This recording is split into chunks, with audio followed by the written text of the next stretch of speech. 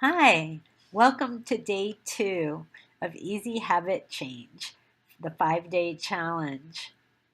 I'm excited for you. You've taken the biggest steps. You've made a decision to explore habit change, and you took action in the course yesterday, creating your 5-day new health habit plan.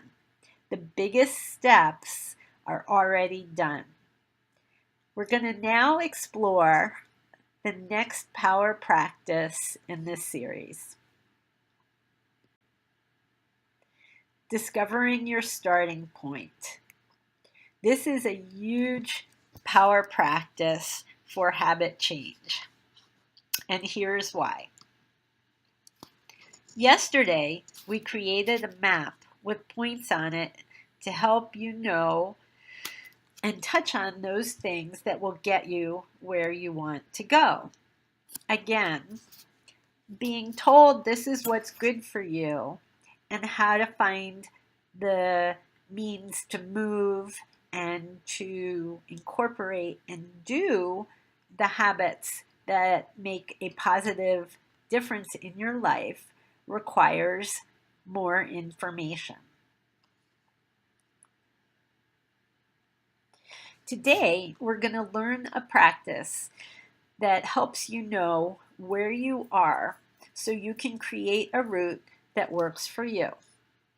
So imagine going to a new town you have never been to and trying to get to the library. You may pull out your smartphone and type in library.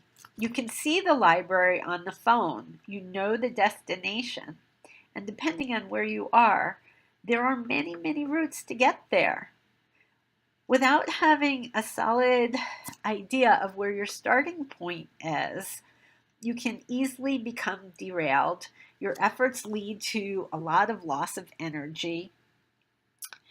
And trying to figure out the most efficient route can feel somewhat frustrating. Today's exercise will help you avoid a lot of these types of obstacles.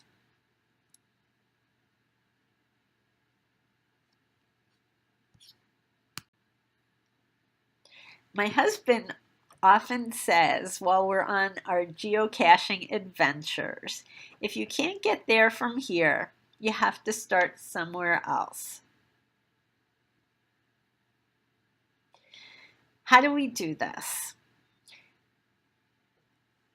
Let's take out the daily pages and the 5 days to a new health habit form that you filled out yesterday. Put the computer on pause if you don't have those 2 sheets with you right now.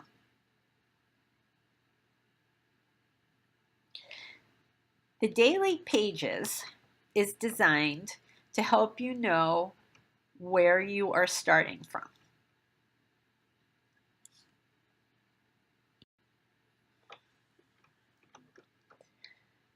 So the next section that I left for last is sometimes a place that people find themselves very stuck. So we're going to go through this and shed some new light on feelings in terms of habits. You see the section that says I am feeling, and next to it there's 1, 2, and 3. Let's go through that.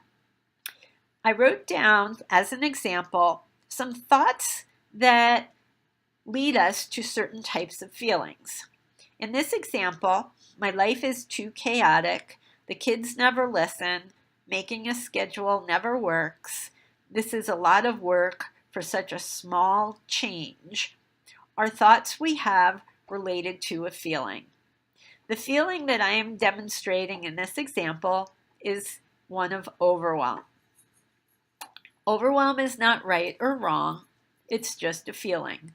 We note it as part of our information.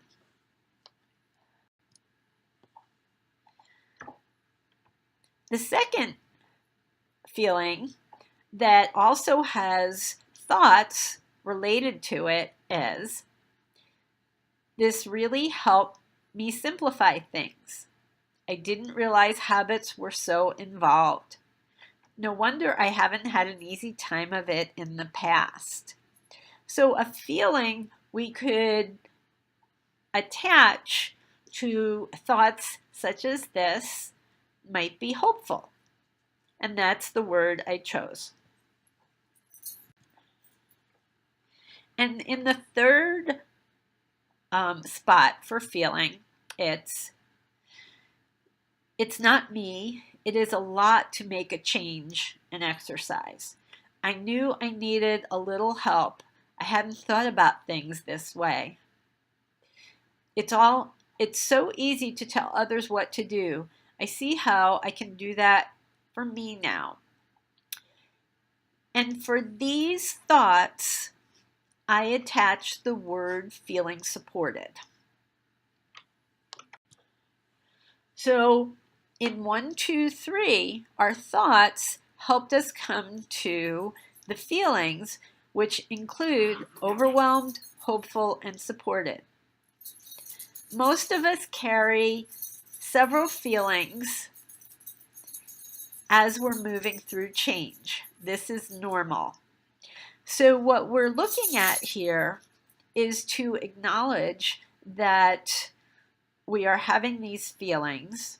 It's very normal to have conflicting feelings when we're trying to change habit.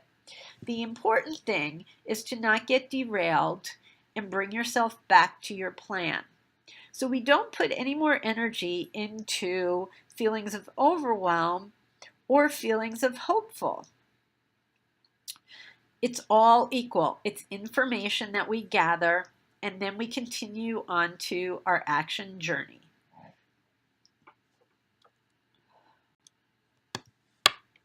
This process helps you build confidence and learning. This is how high performers and high performance paths happen. One small step at a time, done over and over and over again. Now it's time for you to do the new thing. So as you're getting ready to launch, I thought it would be fun for us to just go through all of the different areas of our lives that habit change is part of, especially as we get older. I found some really cute memes that I'd like to share with you. Once you have the habit change process, you can use this process to break down tasks and build the new habits step by step in all areas of your life. Exercise. Nutrition. Imagine shopping the outside of the grocery store as an effort to avoid buying processed foods.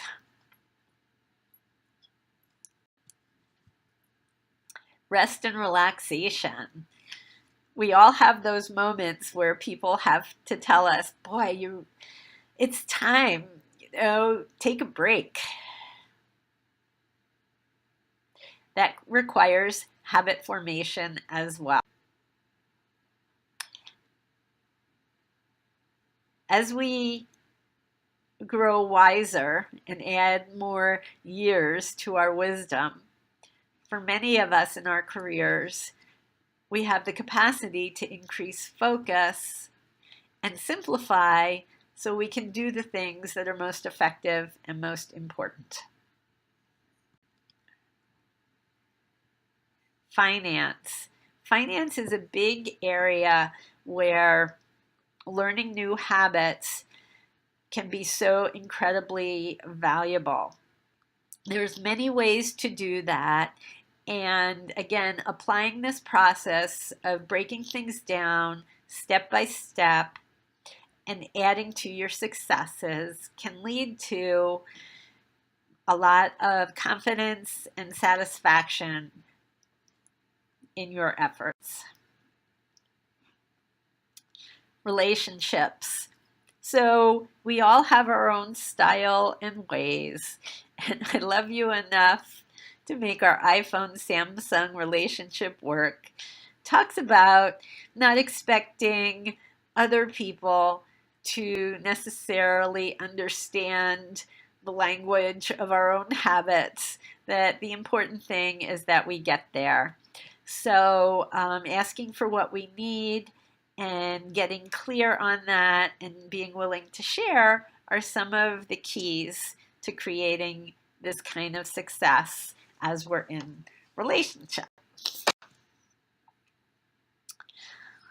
Now, before you go out and start on your new habit, I'd like you to set a few minutes at the end of the day where you're going to fill out the last two parts of this form. What worked? It's very important to fill out the what worked part of this form, or you're going to get lost on your map. Here's how we want to think about it. Curiosity, presence, and making choices are steps in the process of skill building, not blame, self-blame, or guilt. So if you ended up not doing something that you had planned on doing, and you hear yourself going, "Ugh, you're so lazy," or "Ugh, you weren't motivated," let's leave those kinds of thoughts aside and bring in some curiosity. I wonder what happened to distract me so that I didn't complete what I had planned on doing. What might I set up for success tomorrow? This is the space we want to start holding our change process in. And the last page, I invite you to pay attention to, and please do not blow this step off. It's very important to reorganizing the nervous system, and that is celebration. Our nervous system, as our emotional system and many systems, likes to celebrate. It organizes for success and things that feel good. So when you have done your activity, which is why one of the suggestions was having a donation cup, make sure that you've written down what you're doing to celebrate. And if you change it, you change it. Just don't stop the celebration piece.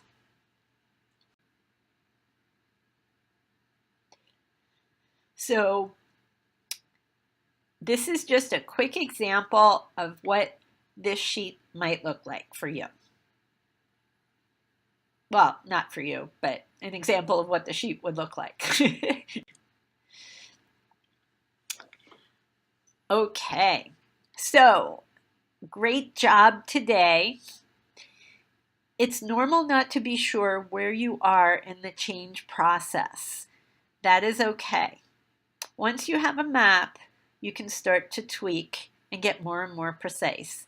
Think about the GPS when we're trying to figure out the many routes and what's the best route to get to the library. That's what the daily pages are there to help you do. Give yourself a huge high five and pat on the back. I'm so happy for you. You're sticking with it. You can do this. You've got this.